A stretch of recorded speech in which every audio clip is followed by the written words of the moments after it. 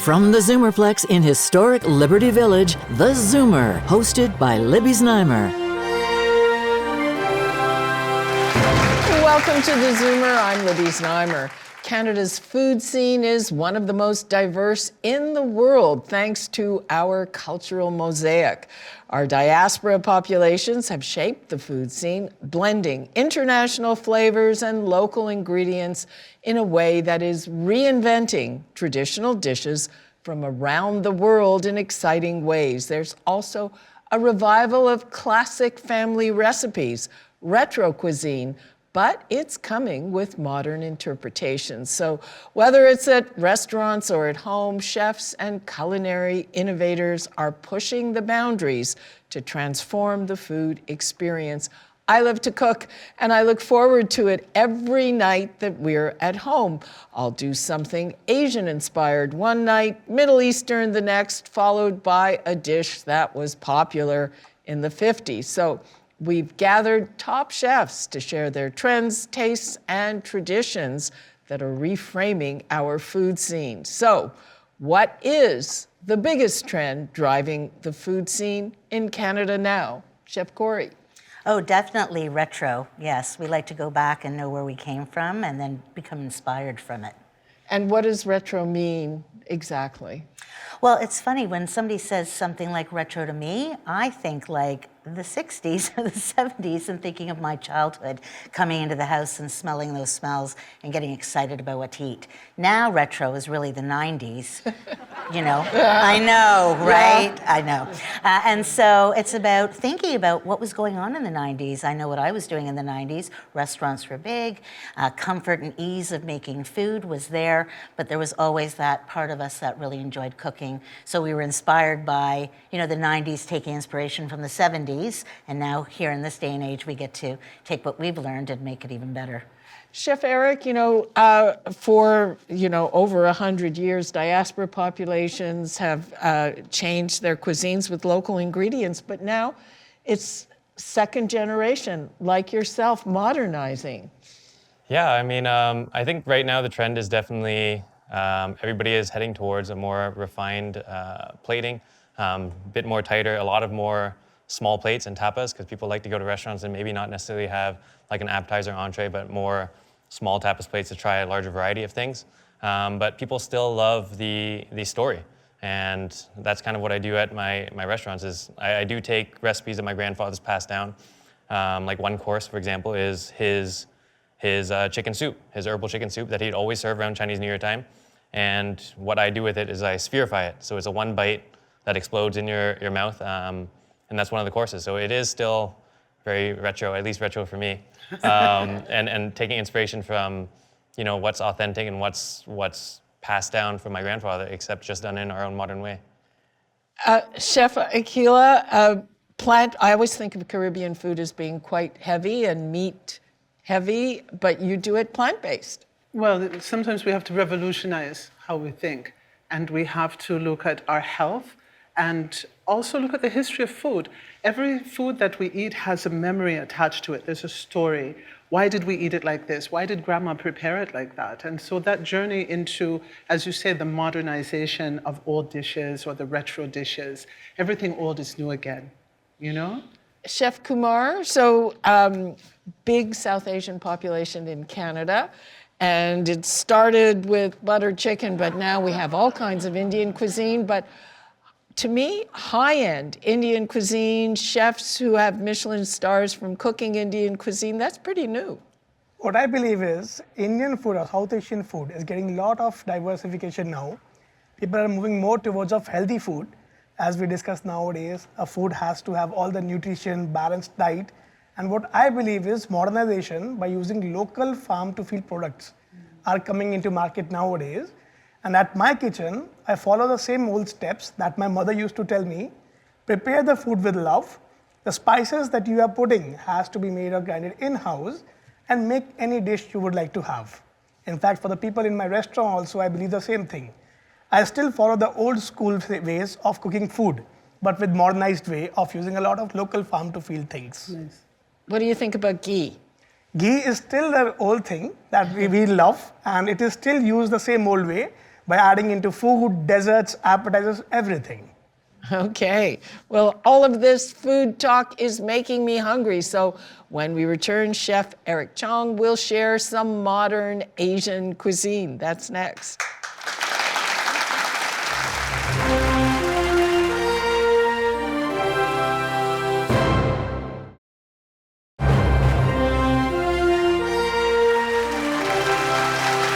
Welcome back. Well, one chef has been making bold and exciting innovations when it comes to modernizing Asian cuisine. The first winner of MasterChef Canada and owner of aKin, Chef Eric Chong, is here to share his culinary expertise. Welcome, Eric. Thanks so much for being here. What are you cooking for us today? So today, I am doing 3 out of our 5 snacks that we open our 10-course blind tasting menu with. It's not going to be blind after I share this secret, but it's all right. This is part of our Lunar New Year menu. So the first course is completely vegetarian because it's believed that your first meal of Chinese New Year should be completely vegetarian and not harm any animals. That's what the Buddhists believe in, so we tried to follow that same mindset. We took 5 auspicious vegetables, all of which are supposed to bring better luck, make you smarter, better prosperity. And for lettuce, it's celtuce. So celtuce is like a stem lettuce, right? And then in Chinese, it's like sang choy, which is to grow wealth. So that's why we chose lettuce. First, we have a crispy cone that is made out of feuille de brique. It's kind of like a thin phyllo pastry, essentially. Then this cabbage puree is made out of Taiwanese cabbage, some nutritional yeast. There's no cheese in here, but there's a little bit of dairy. Very good. So here we just compressed some celtuce that we like fine julienned into like an apple reduction, as well as cilantro and some Sichuan peppercorn oil. So it adds like a little numbing sensation. I like it pairing with a little bit of fruit because it does give like a sweet tingling sensation, which is, I think it's nice to open your menu with. Those are beautiful. I guess I never even mentioned where the restaurant's located, but we're located downtown Toronto. It's at 51 Colburn. It's like King and Church. Yep. By St. Lawrence Market. Very good. And then we just have a little bit of amaranth here because I like the contrast in color. Wow, it is eerily quiet in here, eh? Yeah, everybody's No pressure, chef. No pressure. That's usually a sign of a really good meal is the silence, right? So we're just taking it in. It's amazing. Wow, it's Right. beautiful. And then so I usually pretty. serve it in like something that will keep it up. Oh, wow. So that's one of 5 snacks as course number 1. And do I just eat it from the top down? Top down, yeah. Okay.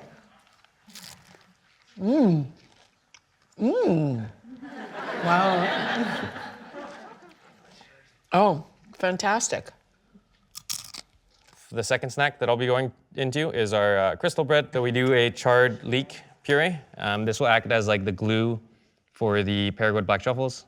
And this will just really help stick the black truffles. So that's bread, you're saying? Yes, this is a bread. We make this bread out of kuzu starch and potato starch. Wow. It also adds like a nice creamy texture, like you would with spreading some room temperature butter on bread. Mm-hmm. And then we definitely are not shy with the truffles. Yeah. Oh my goodness. That's a lot of truffle. It is. Well, my mentor always said if you're going to use a luxurious ingredient, you have to make sure you taste it, I love that. Yeah. or else it's pointless. Okay. And then this one would go on a glass plate because I do want to emphasize the clear bread. Very good. Wow. Okay, thank you. Wow. And is this gonna make a mess? Yeah, it might. Do you wanna Okay. try It does get this? messy. Oh, I can't because of the Oh. dairy. I wish I could. It's so beautiful. But Chef Kumar is going to try Want to try it Yes. first? No, I can't do Oh the no, dairy. yeah, there's dairy in it. Yeah, but it's beautiful, You can't chef. be ladylike. I'm trying really hard, but I think you just have to go for it. Yeah, a lot of people don't expect the crunch, but it's pretty. oh, just beautiful. Oh, delicious. Crunchy, and the truffle with the sauce is very like, get a good flavor of the sauce. they just play so beautifully off of each other. And then the final snack that I will prepare is a little tart. So these are called pie teas. Pie teas are typically done as like a street food, usually filled with like seafood or meat. But ours are filled with a mushroom exo because we wanted to keep this vegetarian. So an exo sauce is typically like a shellfish or seafood chili sauce. Ours is made out of shiitakes and nori. So it's completely vegetarian based still, but this adds like a nice bit of umami as well as some spice. And then yes? Is exo sauce a kind of a newish thing? It's Hong Kong, No, right? definitely not. It's been around for quite some time. Here is just a little bit of a charred scallion puree. Wow. So it adds a bit of smokiness, and it is supposed to be the scallion snack, so it should taste a bit of scallion. You have an Emmental foam here. This just adds some creaminess. And we always like to aerate it so it's not like super heavy, as it is one of your first few snacks. And there are how many courses after this? There's 9 more, well, 9.5, because we don't count the bread or pre-dessert. And then since it is a scallion course, we just have some scallion powder. So we just dehydrate some scallions. Nice. Just to garnish this. Wow. And then So pretty. a little bit of micro chives. Chives. Oh. Because I do like the look of small little herbs. And where do you get the micro chives? These are grown from a local farm, Gold Farb Farms. He sells like a lot of the micro greens, all the herbs to like tasting menu restaurants. Very good. And this one gets served like so. Okay, thank you. One more for a lucky A lucky contestant from the audience. audience. Thank you. And this one we want to try and have in one bite, so you get all the Okay. flavors together. It's too late. I'm going for it. It's over. Amazing. Thank you so much. These are, I mean, who would even have imagined? Yeah. I guess me. Enough said. I think that says it all. Thank you so much for that. Thank you so much. And we need to take a short break. When we come back, we head to the Caribbean. That's next.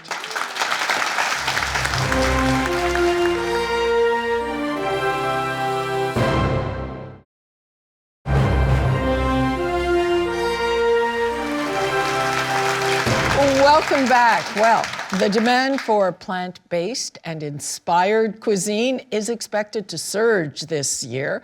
And with that, reinventing or reimagining traditional dishes as plant-based has grown. Sharing with us an easy plant-based Caribbean meal that you can create at home is Chef Ikeila Wright. Hi. Hi. What have you got for us? Well, I call this a one-pot wonder.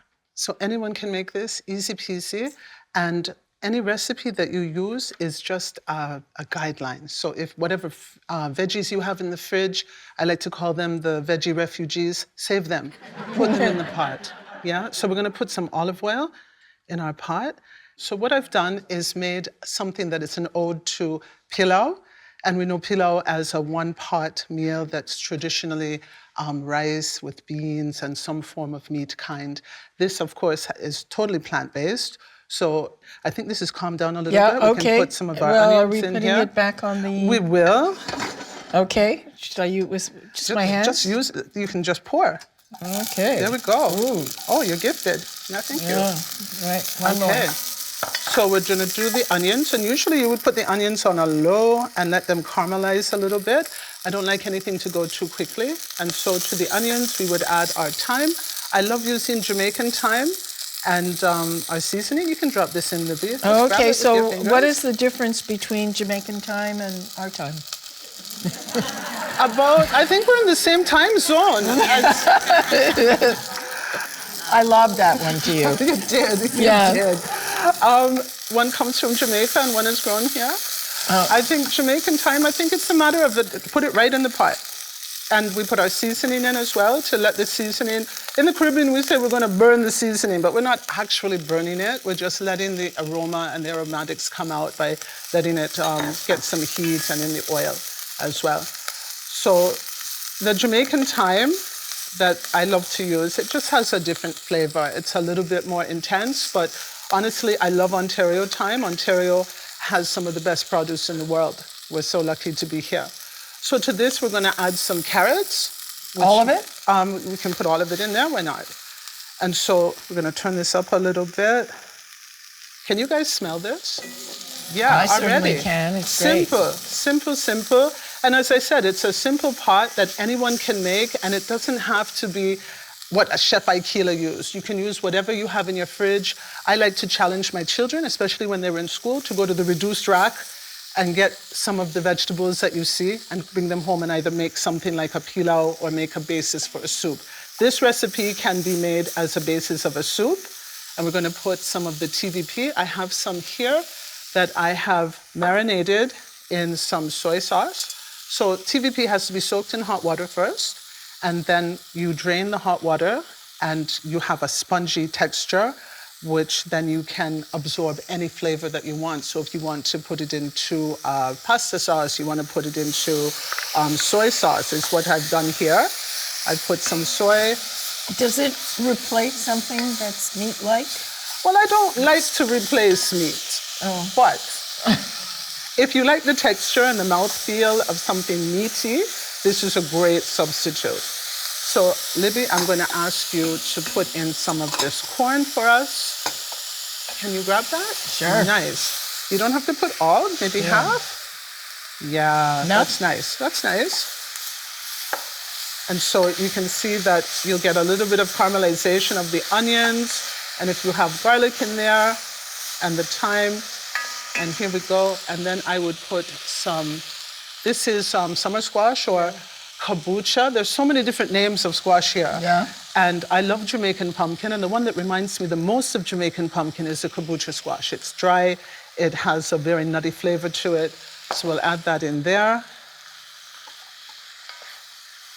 Chef, can I ask you a quick question? Of course. Now, you went with the TVP. Is Yes. that because it is gluten-free? Because like a seitan could possibly be used?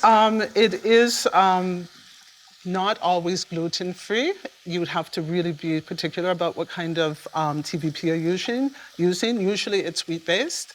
Yeah, usually it's wheat-based. And we can Is it a crank little this. easier for those of us who might have like celiac or? I wouldn't recommend it for someone who's celiac. I would recommend people who are celiac to stick to your veggies. Yeah, stick to your strict veggies, nothing too processed. Yeah. So you can see this is coming together really well. Yes. And so then now we can add, we've put corn already, we can add a little bit of coconut milk. You want to pour a little bit of that Sure. in, Libby? And There we go. Good. Yeah, that's nice. And what was in your seasoning? The season, I can't tell you that, Chef. Love was in the seasoning. I like to use sea salt. I do love some of the organic mixes that we have in the supermarkets that will remain unnamed. But you can play with different seasonings, and I recommend the audience to play with seasonings that are salt-free and add salt at the end, rather than getting something that is loaded with different things that I can't pronounce. If I can't pronounce it on the label, I'm not going to put it in the pot. now I have questions about the coconut milk. So do you ever use lower fat or just the full fat? Oh, hell no. I like the full fat. Like, yeah, like give me all the fat. And how much do you use? We want to put some more. Okay, we want yeah, some I more. was saying yeah, I we was want some stinting more. Like, yeah, on this. come on, Libby. All of it? All of it, all of it. Okay. There we go. So now you see this is a stew that you could serve like this. You could add more water to make it into a soup, or you can add your washed rice to this with some more water up to a level, and then you will have your pilau. Okay. Yeah? So the spinach, you would wait until the end. I would Yeah. wilt the spinach in it. Yeah, you can use kale, you can use spinach, you can use chard, but you know, if you're using those type of greens, you don't have to cook them very long. They cook very quickly. And you know, if you like, look how fast. Come on, this is done so quick. It's a nutritious meal. You can feed a lot of people with it. You can carry lunch to work the next day. I encourage my children to take lunch. So now this would be covered, and it would be simmered, and then ta-da, the final dish. Oh, okay. Look at that. Oh. And this would be the final dish. Ah. Yeah. And that's at room temp? This is, you can serve it hot, you can serve it at room temp, you can add salad as a side for this, you can add a protein to this for you folks that are intent on having something carnivorous next to it, you can do that as well.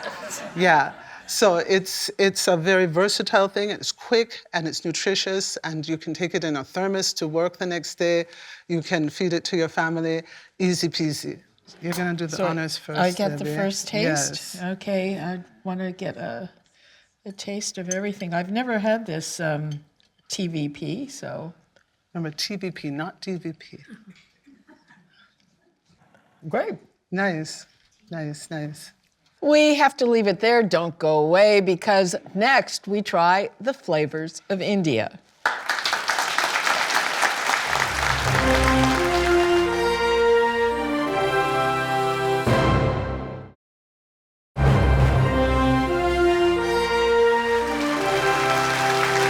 Welcome back. Well, it may have started with butter chicken, but with our huge South Asian population, there is a wide range of Indian food across the country. What seems newer are some really high-end Indian cuisine chefs and restaurants with Michelin stars like Aanch. And Chef Sudhanshu Kumar, Chef Kumar, what are you sharing with us today? Libby, so I am showcasing you a traditional dish that's parantha, is served in every household in India. So I came up with an idea of modifying it with using basil. And I thought to curate something with using basil leaf, Parmesan cheese, walnuts, and to convert the regular traditional parantha into a modern way of parantha. Like a pesto parantha. Like a pesto parantha. Yes. And not only pesto parantha, it is served with a Kashmiri walnut sauce. It's a saffron yogurt onion gravy. Wow. To give a balance of basil and a little sweetness of walnut and saffron in it. And as I can show you, this is a bread dough. Yeah. This dough is made with milk and water and it's just love in it. So that it can rise by itself. What kind of flour is in it? So it's an all-purpose flour that we get, and then we immerse butter in it and ghee, as I was telling you, and milk. Okay, go ahead. So I can start with this first.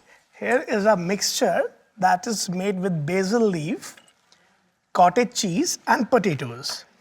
I would be adding some walnut in this. There's our cheese. And this is our chaat masala. This we grind it in-house though. Let's mix this. So what I normally do is I mix this and we put it in as a stuffing into the bread.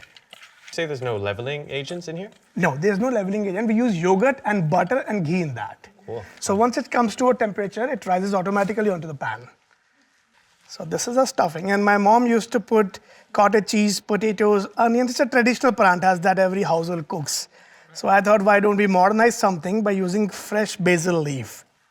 And you said chaat masala? Chaat masala, yes. It's a pickled mango powder that has mango, a dried mango in it, black salt, and a little bit of apricot powder in that one.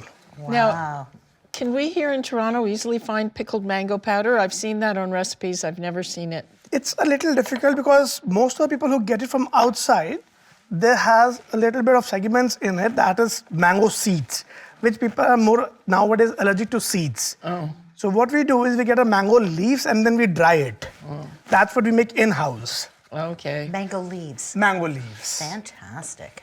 And where do you source those from? So we have our local suppliers that get things from India. Oh, okay. We have to give them an order before a month so that they get the leaves for us, and then we have to dehydrate it.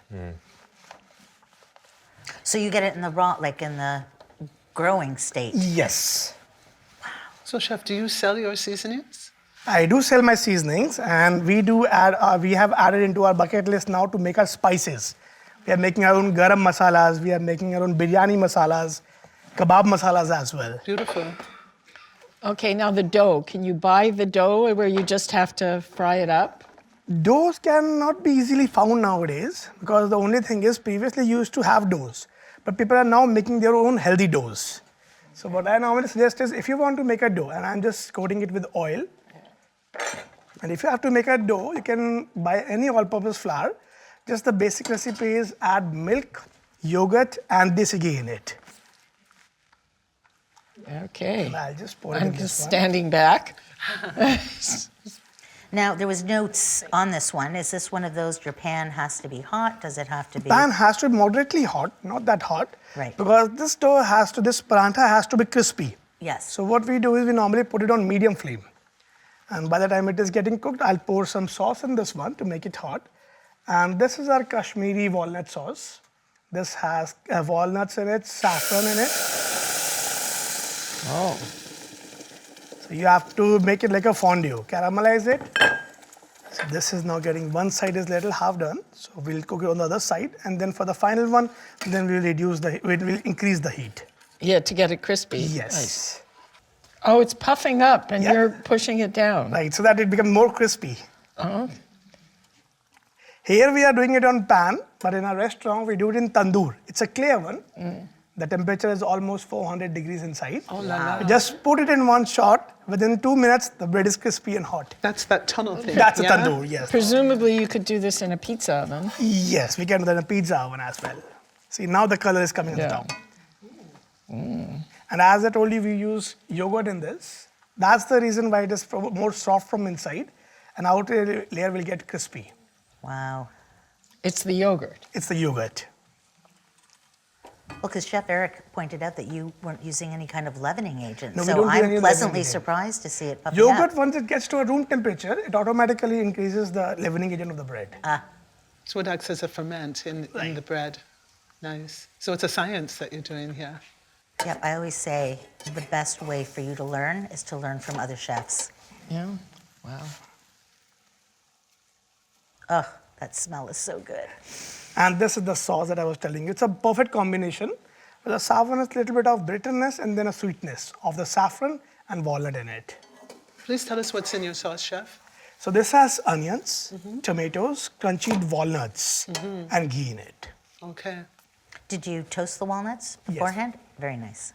That gives a good crunchiness to the sauce as well. And then the Yes. walnuts reduces its oil also. Yes. Oh, I'm getting more of the I know. aroma, getting impatient. So rather than making the traditional Indian paranthas, thinking- this is the idea I came up with. Yeah. And this time also we have started one more parantha. Nowadays people, as they are coming more towards of modernization, we got the jackfruit parantha as well. What? So it's a pulled jackfruit. Rather than making pulled chicken, Yeah, yeah. they are doing Yes. pulled jackfruit also. Oh, I don't even think I've ever had the jackfruit. I see it. Oh, you need to try it, Libby. Yeah. Yeah. So this is done now. Okay. Let me get my plate. Chef, I'm coming for that jackfruit. Where's your restaurant again? Yeah. It's in downtown on 259 Wellington Street West, Toronto. Right on Blue Jays Way and Wellington Street. Okay, good to know. So I'll pour this sauce in this one. And what we do is we will butter this little bit. Okay. That's our Parmesan cheese. Wow. Okay. There's crunchy walnuts on the top. Sprinkling of chaat masala. And then this is a sun-dried tomato basil sauce. This sauce is made with sun-dried tomatoes, fresh basil, and olive oil in it. Wow.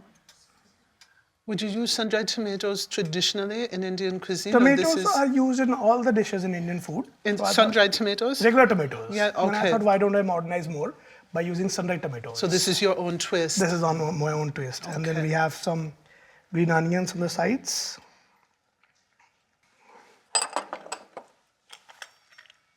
So that's a sauce, and I'll cut this into pieces for you all to try. Okay, we can hardly wait. Yeah. So pizza cutter on paratha. Would it be called a paratha cutter? You can call it a pranta cutter too. I always think of bringing something different to the table. For me, my kitchen is not only about for customers, it's about the people who are coming to me as a family.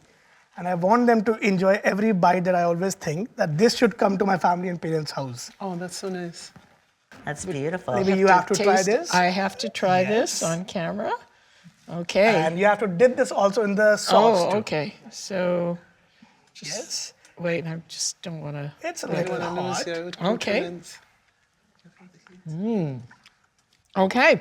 When we return, we'll take a look at retro home comfort food. That's next.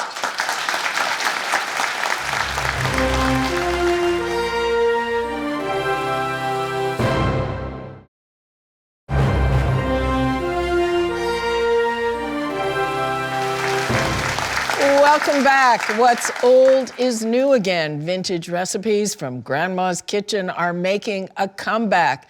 Casseroles, baked pastas, creamy chicken dishes.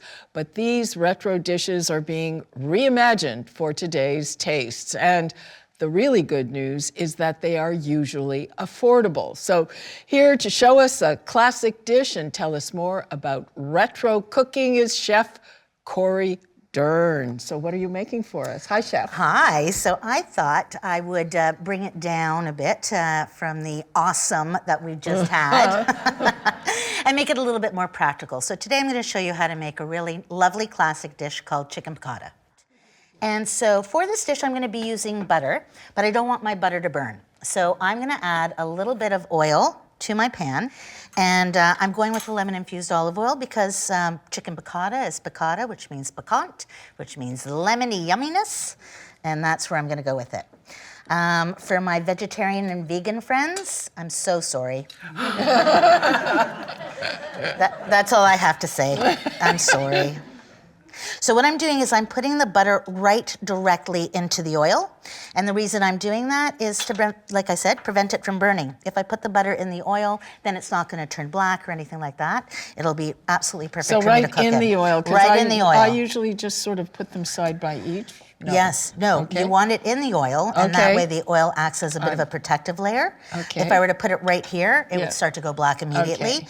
And just like with the smoking pan, you definitely do not want the pan to be smoking or too hot. So I'm just gonna add a little bit more of my lovely oil to my butter. And this is pretty much it. I'm not gonna need to use a lot. And so while it is just coming to the temperature and I'm coating the bottom of my pan, traditionally, chicken piccata is made with chicken breast. So what I've been telling people lately is that when you buy a chicken breast, instead of pounding it out into oblivion, take your chicken breast, and this is what I've done right here. I've cut it into thirds. I've cut it into nice thick slices, but it is one chicken breast that'll yield you 3 portions, which is always a good thing. The old recipes all say pound it till it's 1/8 of an inch. Yeah, and they also say coat it in flour and seasoned flour and then put it in, but I'm not gonna do that. I'm gonna do a slurry just to make it a little easier. So my pan is kind of bubbling. I wanna make sure that it is hot enough because I do wanna hear that sound. Well, a little bit. So I'm gonna crank the heat before I add the rest. now we hear it. Now we're cooking with coil. Great. I did not season this yet. I will. I am searing one side, and I don't need to sear like both of it, but I do believe wholeheartedly in flavor as you go. You'll notice with all our amazing chefs, everything had their own flavor profile before it went to the pot, and then fantastic. So because this is a lemon chicken, I have some lemon zest in here. I've got some peppercorns, a little bit of onion powder and garlic powder, only because they provide a depth of flavor that fresh does not, and some kosher salt. I also did not oil my chicken because I oiled my pan. What's the difference between kosher salt and regular salt, Chef? Well, if you are a person using table salt, then you probably have a thyroid challenge because of the iodine in table salt is really great for thyroid problems. Kosher salt is a wonderful salt that we think of when we're doing like salmon. You know, if you're turning salmon into gravlax or smoked salmon, it's a little thicker. It's not as tinny tasting, and it looks like little flecks. You can actually use your fingers to break it down a bit. So you're not getting really a tinny taste. You're getting a much more mellow flavor. And it brings out the flavor in what you're cooking as opposed to, I taste salt. One of the tips I have with chicken and a pan, whether it's a non-stick pan or not, if your chicken is sticking to the pan or your barbecue, it means it's not ready to be flipped. You need to leave it alone. If it's sticking, it's saying, I'm good where I am, just give me another minute. And then once you're able to lift it up and turn it over, then you'll get a really nice color. When you have dark meat, and I've gone with skinless, boneless on the dark meat, I want to show you what I would do which is braising my piccata so that it becomes very, very tender, ideally mouth-watering and delish. So now what I'm going to do is I'm going to remove these and replace them with the ones that I've already done. Okay. And this is what it looks like after we finish browning it, and it's so beautiful. And then what I want to do is deglaze my pan. And because it is chicken piccata, you can use lemon as your acid, or you could use white wine. No, I'm going to use the white wine to cook. You are going to see a little bit of a smoke and a bit of a flame, but that's par for the course. And what this is doing, I'm going to put the white wine in first because I want to cook off the alcohol. So I still want the flavor of the wine, and it's really, really important that you choose a wine that you would drink. Don't go to the although you can get it at the supermarket now, but I'm just saying don't get the thing that says cooking wine. Refrain. You definitely want to use a wine that you would drink, and if you're not a wine drinker, lemon juice is just beautiful. So I've squeezed about 2 to 3 lemons here, and my rule is always you can add, but you can't take away. So much easier to season as you go so you can get the flavors that you like. You can make sure that it's not too piquant. So now that I've cooled down my pan a bit, I am going to add my salt now because I only added, you can see a very, very little amount in my seasoning. And I'm just going to put a little chicken stock in just for a little bit of depth of flavor. What I want is to now add my chicken back into my pan, which is nice and hot. There we go. Okay, so what I'm going to do right now is I've got my chicken in here, and now I'm going to put a little lid on top so that it can braise. And the reason I want to braise my piccata is because I've got dark meat. It's a little bit more gamey in flavor. Whereas the white meat, if I had done that, I would just be making the sauce in here, and then I would be topping my chicken with it. Oh, okay, right. You'd take it out. I would. Yeah. So right now, I want the steam that's going to be created in my pan. You want to leave your lid on, and you want to leave your lid on so that it comes to a boil, up to the boil, but not rolling because it'll tear your stuff apart, and then let it come down to a simmer.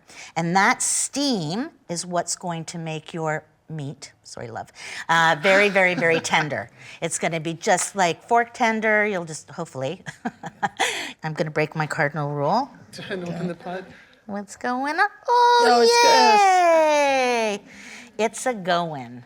I'm going to add some capers because I want to increase the salt content of this just a little bit because I did not go crazy.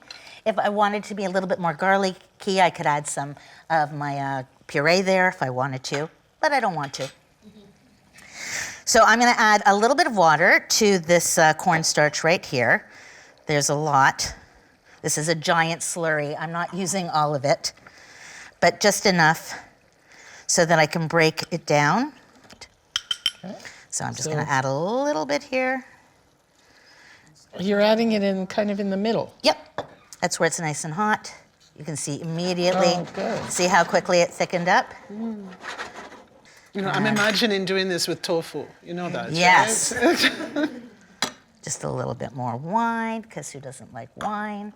And you can see the slurry just automatically thickened it right up. And traditionally, you know, going back to those wacky 90s, it would have been served with like an angel hair pasta, some cream spinach, anything that could have been made and done that was decadent, you know, made you feel full, like creams tend to do, but was fast enough for you to be eating within 20 minutes. Now, the #1 garnish in the 90s, fresh parsley. Yeah. Every plate had fresh parsley on it. I like to go with the flat leaf because I find the curly parsley is good for your breath. And thus you have chicken piccata, and I made that with, of course, some angel hair pasta. And That's very 90s, angel hair, yes, the skinny pasta. and cream spinach. Wow. Would you like to try it? Yes, thank you. I thought you'd never ask. It might be really piquant because I haven't tasted it yet, but Okay, well. here's I'll hoping. try.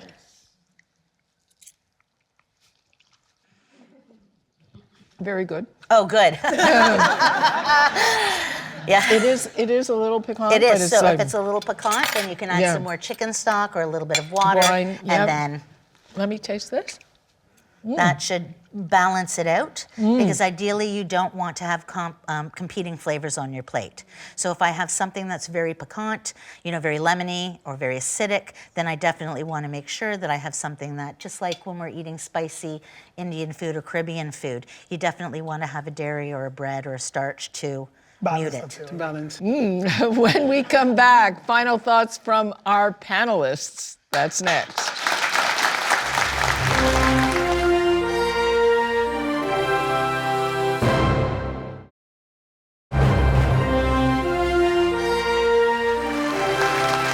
Welcome back to the Zoomer. It's now time for final thoughts from our panelists, starting to my left. Well, it was amazing to be here. This is the 80th year of the birth of Bob Marley.